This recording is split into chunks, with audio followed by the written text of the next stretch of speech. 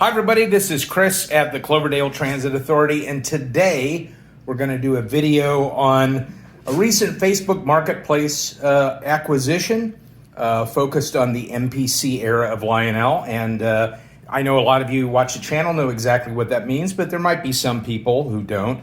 So the MPC era of Lionel was between 1970 and 1986, and MPC stood for Model Products Corporation. It was a division of General Mills. And those of you who made, built models back in the day, plastic car kits or model airplane kits, MPC was a big company that made plastic model kits. So when General Mills acquisition license agreement with Lionel to produce the products and market the products on the train side, they put all that under MPC.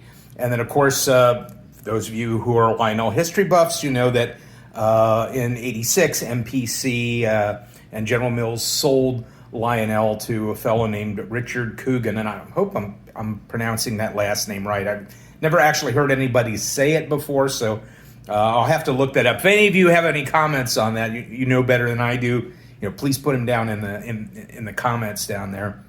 This was a Facebook Marketplace purchase, and I want to talk a little bit about that. But before I do that, there's a couple of things that are actually boxed in the background that were not Facebook Marketplace. They were acquisitions by my in-laws. I will tell you, if you're a model railroad collector, it is always good to have a team working the field so that they see something and I get a text message, hey, we saw these, is this something you're looking for? So they were pretty cool. Let me focus on those a little bit, and then we'll get back to this Facebook Marketplace purchase. The first item that my in-laws called me about, and they were out at a flea market or something like that. I can't remember specifically, but they said, hey, we saw these really cool Lionel cars. They're still in the box. Is this something you'd be interested in? And I go, yeah, those are really nice cars. The first one that they sent a picture of was this Magnolia 3-dome tanker car, and it's in really beautiful shape. The boxes, had seen better days, but that's the way it goes. Anyway, so it's $92.79, and pretty cool car. I mean, it's in beautiful condition. I'm gonna take it out here in a minute, but this was a car, nothing real special about this, but it was produced in the late 70s. And let's go ahead and get it out of the box and take a look. So here it is. Again, it's the 3-dome tanker car with the Magnolia markings. And on the car itself, it does say that it was built in 78. And again, it's Lionel 9279.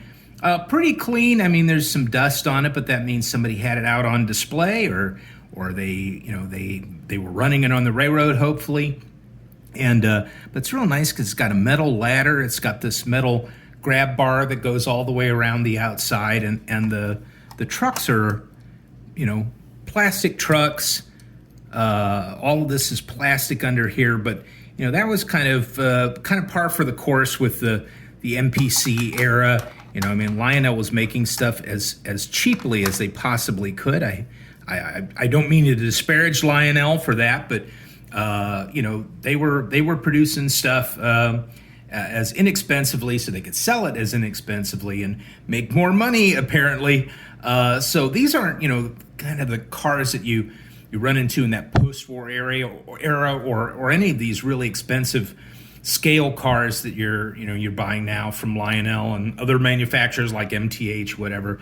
But these were great running cars. I mean, you got to remember, I also collect comic books and have read and collected comic books since I was a little kid, as long as I've been doing trains, really. But these were things for kids, and now we're running into, not only in the comic book industry, but in the model train industry, they're really gearing most of this for adults and collectors. But especially in this MPC era, this was directed again at kids, just like the pre-war and the post-war. It was just happened to be that adults like this stuff too. So anyway, this is a great car. Again, it's not a highly sought after car, but it's really cool, with the white tank and again, the metal pieces on there. They probably put more metal on this grab iron and this ladder than on the running trucks for this thing. But it's got couplers that function with the magnetic operation, as some of you've seen in the past, and it still needs a little cleanup. There's some dust in there, but yeah, so pretty good find. I really like this one. It's pretty cool. It's going to look good on display. It's going to look good running on the railroad or sitting on a siding. So that's a really good one. Now let's take a look at this other in-law find from Lionel. So the other car they found, which I never, I've seen these, but I never really struck me as, oh, hey, this would be kind of cool, because it's one of those, I was never really into all the kitschy stuff that Lionel would put out and still puts out, like the Halloween train or the Harry Potter train, whatever. I really was never into that stuff, but I've seen these over the years, and I kind of thought they were interesting, but they happened to see this, and I said, yeah, hey, go ahead and grab that. I mean, the price was really good. And now that I've seen it, now I kind of have a little bit of an interest in this. But this was part during the bicentennial in 1976 of the United States. Lionel put out a train series with a locomotive and cars and what have you. And this is one of those pieces of rolling stock. So the box is real nice. Again, looking at the end here, it's the Maryland boxcar. It's 7607. Get a 76. They were all started with 76. Very clever. I see what they did. Anyway, again, the box is not in the greatest of shape, but I'm not one of those guys that's really into if it comes with a box, that's cool. I do appreciate the post-war Lionel boxes more because they're much older, and to find those in good shape is rare. But I don't necessarily think that that's a big deal as far as the box goes on this. It's kind of cool to have it in there, but once it gets out on display, the box is going to go in a tub and probably stay there for the duration. So let's get this out of the box. Now that we're talking about that box, we want to get into the box, get this box car out, and take a look at it. We'll talk a little bit about this Spirit of 76 set that Lionel put out. Okay, here it is. This is the State of Maryland box car, item number 7607, put up by Lionel between 1974 and 1976. And again, this was to mark the bicentennial of the United States. And so they put this series out. There was a box car for every single one of the 13 original colonies. And so there were 13 box cars. There was a caboose, and that caboose was, I think it was 7,600 was the caboose.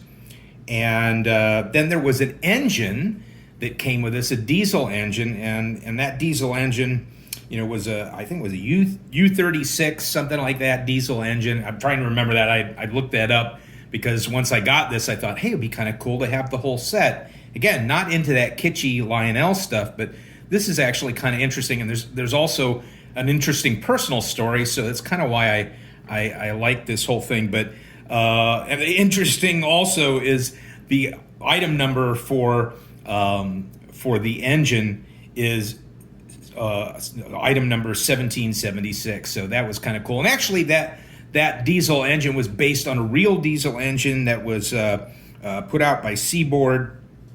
And when they were rolling that engine out, they noticed that the next sequence of road number for that original prototype engine was 1776. And they said, hey, the bicentennial's coming up. And so Seaboard said, well, let's paint this thing red, white, and blue.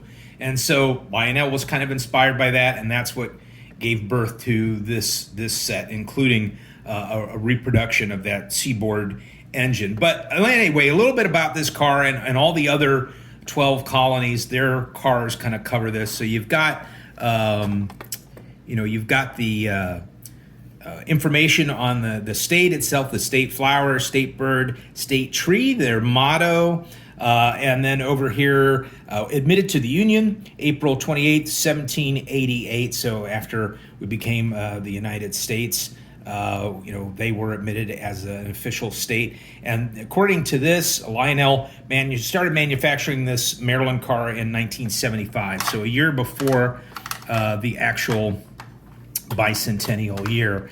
So, and it does have, operating doors on both sides.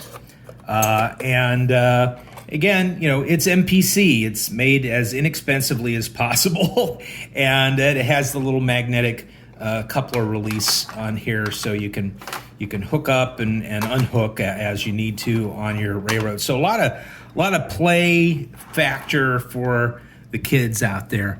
Anyway, so this is make sure I got it on the track right. Yeah. So maybe not. As you get older, it's harder to get these things on the track.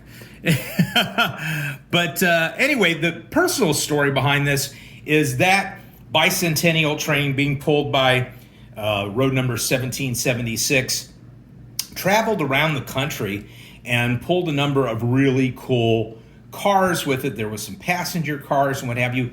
One of the cars, this is real life stuff. This is prototypical, not the model railroad, but one of the cars had a big window in both sides, and inside the car that was attached to that train that was traveling all over the country was the actual Liberty Bell. They had put it in the train, and it would travel around and stop at different places, and people could see the train, but then there were also several cars that had kind of cool artifacts, and one of them was the actual Liberty Bell. So right down the road, currently it's the CSX line that runs by where I grew up. My dad still lives there. That train, including the Liberty Bell car, came by just probably a half a mile from our house, and we went down.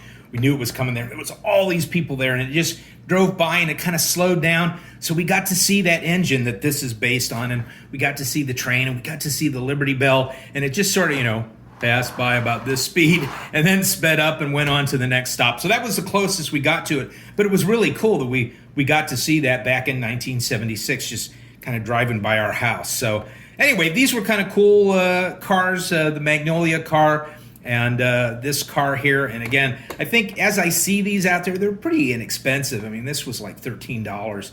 As I see these out there at train shows or flea markets or garage sales, whatever, I may pick these up. I do understand that the most expensive one, which can go up to around $40 because they didn't make as many, was the state of Virginia. I read that recently, so we'll see. But it'd be kind of neat just to sort of run into these and pick them up, and then maybe at some point run into the caboose and the engine itself. So, all right, now let's get on to the MPC find that I got on Facebook Marketplace.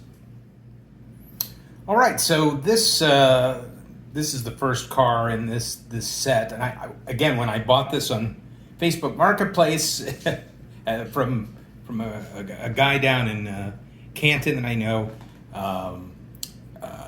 I didn't realize that the cars came with it. I was looking for this particular locomotive because, again, it tied into the 1940s, early 1950s Ohio Railroad items. So I realized, there were all these cars that came with this. And this, in doing a little bit of research, actually in 1971, and I'm only the second owner of this locomotive and these cars because they were the first owner, and it was a Christmas tree train. So this was bought to run around the Christmas tree. But that was in 1971 when this came out. It was part of a train set called Yardmaster that Lionel put out. And it came with the cars that I'm going to kind of go over here. And there was a couple different versions that came with a couple of different cars. But this was the set, the 1182 set that Lionel put out, and it came with this General Mills car that I'm going to talk a little bit about. Oddly enough, talking about General Mills. So anyway, this first car here is an operating log dump car, item number 9300. And this was done as a Penn Central railroad, that railroad that lasted 2 months after Pennsylvania Railroad and New York Central merged together. But they operated pretty heavily in the state of Ohio, and it did have an activation track, and this set did come with a transformer, and it came with some track, and there was an activation track. So you pulled that down. This came up, and the logs dumped off of it. So my friend did not have any of the track or the transformer or even the logs, which was no big deal to me, because again, I didn't really anticipate that this came with the set of cars. So, but logs are easy to find. You go to a train show, you can find original sets of logs, and also you can find the activation track and so forth. But again, not a big deal for me. Be nice to have the logs to go on here.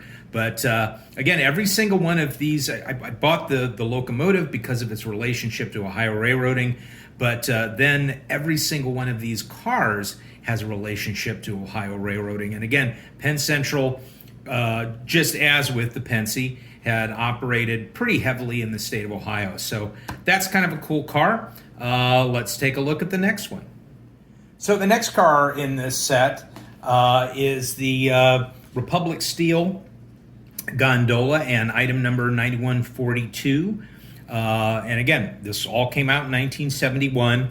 And this is, again, MPC, the MPC era of Lionel was known for a lot of brightly colored cars and so forth. So this is not an exception. However, I have seen gondolas driving by on the railroads at crossings and so forth that are this exact same color green. So nothing super special about this car. I mean, it's got, I don't even know, I think that actually the magnetic coupler, this particular piece of plastic had the magnetic coupler on it to couple and uncouple the car, and it seems to be gone. But no big deal. I don't really, I hate operating that stuff anyway, because it's not necessarily foolproof. I think anytime I like to do that stuff, I just reach over and I grab the car and I pick it up and I drop it onto the next car. But anyway, typical MPC, all plastic, with the exception of the metal wheels. But again, this has a relationship to Ohio. Republic Steel started in Youngstown, Ohio, and then now their operations are in Canton, Ohio, and that, oddly enough, is where I went to pick up this train set. So not only is it tied into railroads here in Ohio, which is part of my theme, it's also tied into where I drove to get this model train set. So they were probably thrilled to have a Republic Steel gondola on the railroad at Christmas time, because that was just down the street from their house for the most part. So, all right, so let's take a look at yet another car that came with this Yardmaster set. So here's a very small flat car, and it is marked as DT&I. That's Detroit, Toledo, and Ironton, which is going to relate back to the locomotive that's in this set and what I really set out to acquire when all of this started. But it is a very small flat car, very basic. It's as you'll see, I've already shot some running footage of this. I'm going to put it in here at the end so you can see the locomotive in operation and the cars in operation. But this is a great place to mount your GoPro as you're filming, as you're tooling along on the railroad. So I appreciate cars like this. And again, it's plastic. I'm not sure exactly what's going on with the coupler, uncoupler.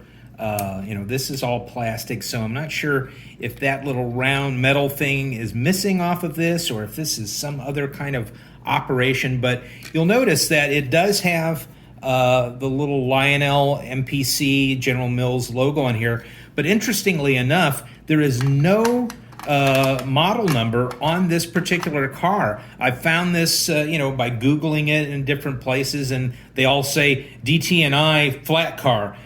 There's nobody has a model number on this. So if anybody knows if there actually was a model number associated with this, Put it in the comments down below, because I'm kind of interested. I have looked all over this car, haven't found anything on that. So let me know if you find something.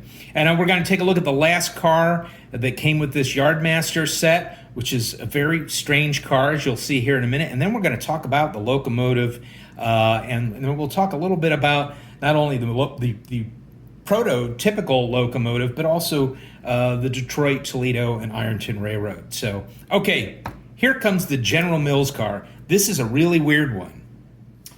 So as I said, this General Mills car is really strange, because I'm going to flip this over and you're going to see something.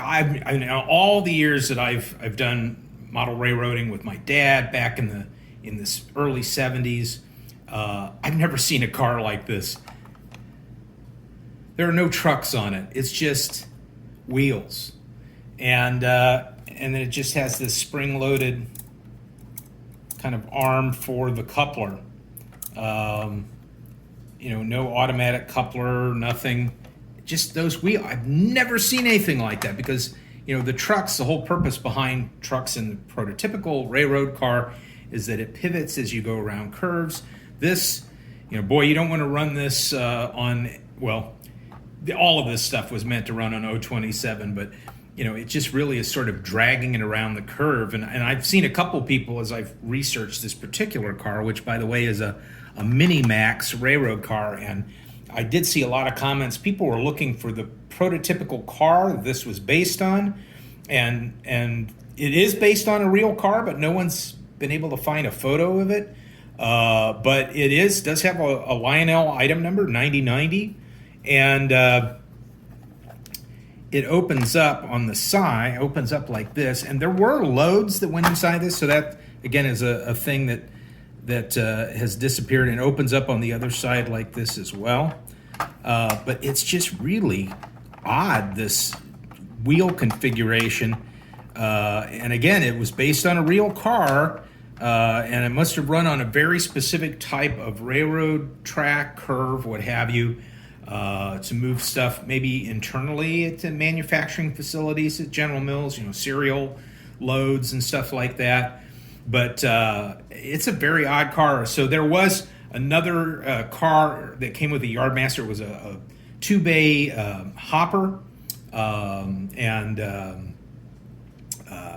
unlike the other cars in here, the gondola that I mentioned earlier, and I think I said gondola, maybe I said hopper. Anyway, and the log car and the flat car, this was one that had a variant where it was a two-bay hopper as opposed to this General Mills version, but very unusual car. So let's get to be a long video. We're going to go to the star of the show and what set me out to get this to begin with, and that is the locomotive itself.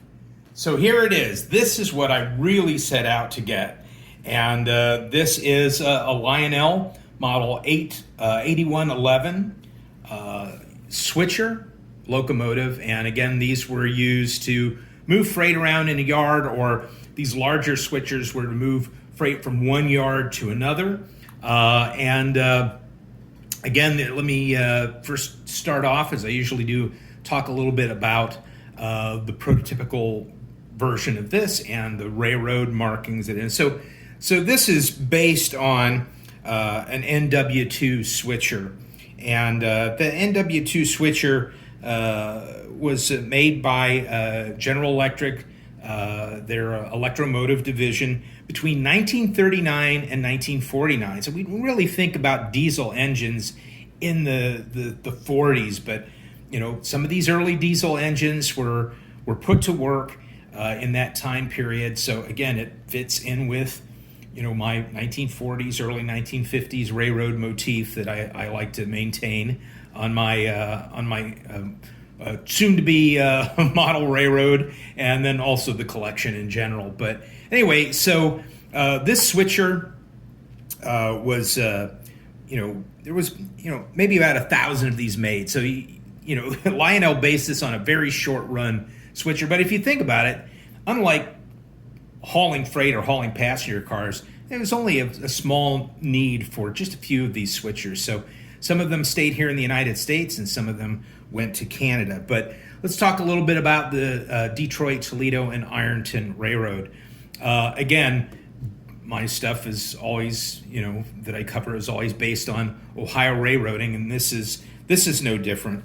And this particular railroad started in 1905 and finally finished up about 1983. So that's a pretty long life for railroad. In 1983, it was acquired by Grand Trunk Western, and they still operate some of the rolling stock and as well as the locomotives that they acquired with DT&I. I haven't really been able to find, other than larger diesel engines, I haven't really been able to find an actual photo of the prototype that this is based on. So if you have one of those out there, maybe send a link to that, post that in the comments below. But they moved a lot of revenue freight back in their day, and eventually they were really focused on the automotive industry, going between parts production in Toledo and in Ironton as well, and then up to Detroit, where all of this stuff was assembled. And the railroad itself, back in 1920, was acquired by Henry Ford because he needed to rely on the railroad to move those parts back and forth between the parts production plants and the automotive plants in Detroit. And they ran a really outstanding railroad between these locations for those 10 years that Henry Ford owned it. And it was a really good example for short track railroad operations. But going back to this, the Lionel version, it had a 2-position switch, forward and reverse. You didn't control this with the transformer. There was a version that came out later on that had a 3-position E-switch that you could control it with the transformer. But this one, you had to manually throw the switch to go forward or backward. And in the forward position you have the light on the cab, not on the cab, but on the front of the locomotive. But even though there is a little lens on the back here, I don't really pick this up. This one's really hard to get back on the track. There's no light in the cab itself. You kind of see some light from up front. But what really struck me was when I saw the pictures is that you see these a lot of times in this. This was a radio antenna for communications, and this is a little bell and a horn, and these were just plastic chrome parts. Those are usually broken off. And also these two little marker lights that you see on the front, these were usually broken off as well. So I was really surprised when I saw this that it was in really good shape. There wasn't any rust on it does have a metal body. All of these parts were here. So it was a matter of, did it run, and I'm going to pick it up here a little bit just so you can see the bottom.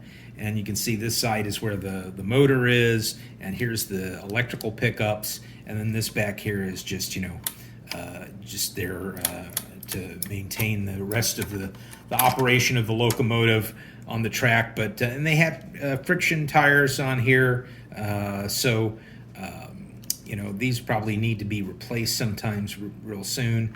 But now the secret is, can we get it back on the track here while I'm talking to you? Yes, hey, we did it. There it is. All right. So anyway, he didn't have the transformer, so he couldn't say whether it ran. So I brought it home, cleaned it up a little bit, and then it ran going the one direction, but it didn't run going forward. And the couplers are all in really good shape. So I got a little oil in there. I kind of moved it back and forth on the rails, and then eventually it started going. So it runs really great. I've hooked all the cars up to it. But anyway, so that was the thing that I really set out for, but I ended up getting the train set itself along with this, and I'm pretty excited about that. This is something that I've been looking for a while, and getting the rolling stock was just a bonus. So, hey, anyway, thank you so much for watching this video. I know it goes on a little long when I have some of these, here's some things I picked up recently videos, but you can jump through them and watch the stuff that you're interested in watching. But the one thing I will ask you about is, if you can, when you're watching this video, click on that like, click on the subscribe, click on the bell so you're notified when we put out another video. That really helps get the video out to other people who might be looking for this, and helps the channel. And I really enjoy doing this stuff, and I hope you enjoy it too. So anyway, we're going to end this video with some running footage, not only of this train set with this switcher and the other cars that came with it originally, but we're also going to throw the GP7 on the track here, and we're going to pull around the two cars that came from the mother and father-in-law. So thank you so much, everybody. We'll see you on the next video.